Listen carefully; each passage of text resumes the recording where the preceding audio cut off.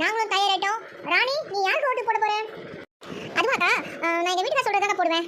இல்ல இல்ல, எங்க அப்பா சொல்றதாங்க போடுவேன் அப்படின்னு சொல்லுவேன். எதிர்பார்க்கறீங்களா? கண்டிப்பா கிடையாதுக்கா. எனக்கு யாருக்கு போடணும்னு தோணுதோ அவங்க கிட்ட தான் போடுவேன். சபாஷ் ராணி, சரியா சொன்னேன். வர வருமானத்துல குடும்பம் நடத்துற நமக்கு வீட்டு பொருளாதாரத்தை வச்சு நம்ம நாட்டினுடைய பொருளாதாரத்தை நம்ம புரிஞ்சுக்கலாம். ஆகவே ஒரு நல்ல அரசியல்வாதியை உருவாக்குறதுக்கு இதுதான் சரியான சமயம்.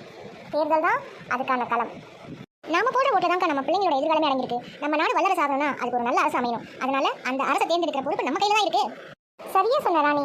நாம போட போற ஓட்டு தான் நம்மளோட எதிர்காலத்துக்கும் நம்மளோட பிள்ளைங்களோட எதிர்காலத்துக்கும் சிறப்பா அமையணும். பணத்துக்காகவும் இலவச பொருட்களுக்காகவும் நம்ம ஓட்டு போட்டோம்னா நம்ம சுயமரியாதை அங்கேயே இழந்துடுறோம்க்கா.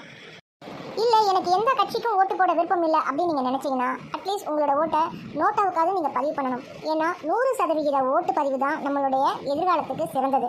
நம்ம நாட்டுக்கும் அதுதான் நல்லது. மக்களை 100% வாக்க பதிவு செய்வோம். சிறப்பான இந்தியாவை உருவாக்குவோம். ஜெய்ஹிந்த். ஜெய்ஹிந்த்.